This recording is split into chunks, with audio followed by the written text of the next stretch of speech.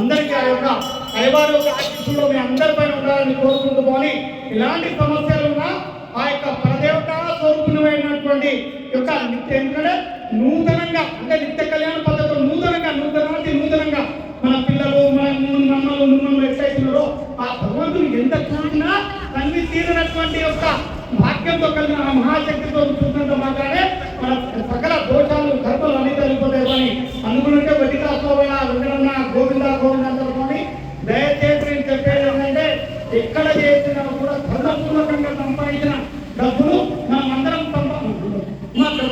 మనం సంపాదించిన ధర్మ కార్యక్రమం ఖర్చు పెట్టవలసిందిగా కోరుకోవాలి. ఎందుకంటే వెంకటేశ్వర స్వామి ఇప్పటికి కూడా కలియుగంలో కూడా ఇప్పటికి ఇంకా ఆయన వడ్డీ ఇంకా తీరలేదు. అంటే ఏంటి వడ్డీ తీరలేదు అనేది అసలు ఇంకా వడ్డీ తీరలేదు, ఇంకా అసలు తీరలేదు, వడ్డీ కూడా తీరలేదు.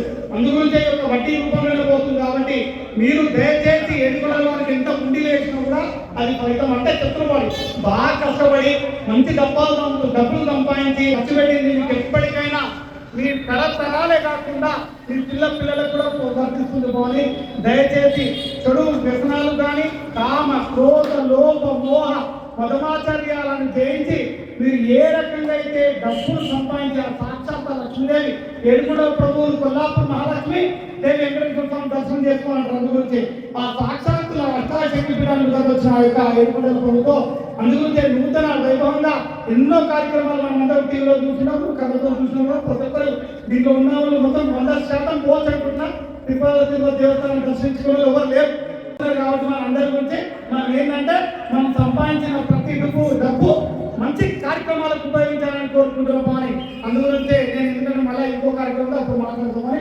అందరికీ శుభం తల్లి వస్తు రూపేణ ధన రూపేణ సేవ రూపేణ ధర్మరూపణ కష్టపడులకు అందరికీ ఆ పరదేవతా స్వరూపుని త్రిమూర్తులైతే ఏ రకంగా అయితే ఆ యొక్క అమ్మవారి యొక్క ధ్యానం చేస్తారు తల్లి ఆ రకంగా ప్రతినిత్యం మీరు ఎట్లా పూజించాలంటే ఏ రకంగా పూజించవచ్చు తల్లి.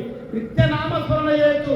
హరికి కలియుగంలో నిత్య నామస్మరణ చేయొచ్చు. ఇంకా బాసలు అనుకుంటా కానీ బయట డ్యూటీలు చేసుకుంటా కానీ ఎప్పుడు టైం వస్తే అప్పుడు దైవ నామస్మరణ ఏ నిమిషమున ఏమి జరిగినో నాకు తెలియదు.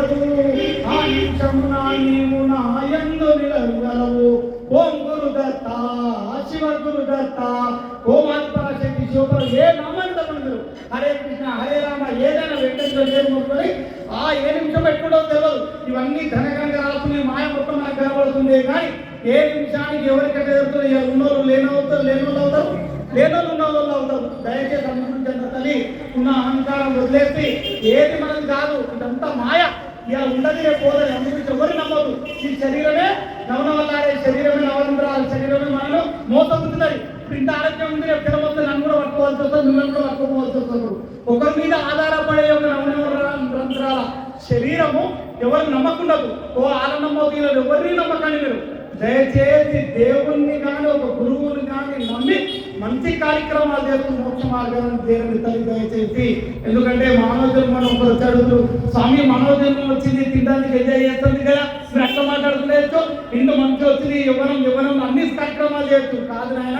చేయడానికి వచ్చిండు భగవంతుడు ఒక భార్యను ఇచ్చిండు, ఇల్లు ఇచ్చిండు, వాకి ఇచ్చిండు, తల్లిదండ్రులు ఇచ్చిండు. దానికి ఎంత ఉపయోగించుకోవాలి అంతే ఉపయోగించాలి. మనం ఇప్పుడు కరెక్ట్ 230 వస్తే ఉపయోగించినాం కానీ హైటెక్ 11K పెట్టుకున్నాం ఇంట్లో పెట్టుకోనంటే దేని కూడా చెడు అట్లాంటి 11K లాంటిది. అందుగురించే మనం ఎంత వాడాలో అంత వాడుకొని ఈ యొక్క శరీరాన్ని భగవంతుని కల్పించాలి. 3 వృధా చేసుకోవాలి. తన వయసుని మన డబ్బుని సమయాన్ని వృధా చేసిన చరిత్రలో ఎవరు బాగుపడింది లేదు. బాగా కష్టపడండి భగవంతుడు ఏ రూపంలో కూడా మీకు ఇస్తాడు. అదొకటి నేను చేస్తున్నా మీకు చెప్తున్నా కూడా పని. నేను ఎందుకంటే ఈ రోజు చేయడానికి పనులు చేసుకున్న అమ్మాయికి ఉన్నా నేనున్నా నువ్వు ధైర్యంగా అంటే ఆ తల్లి దయ వల్ల నడుస్తున్నా కాదు. మీ ఆ యొక్క తల్లిదే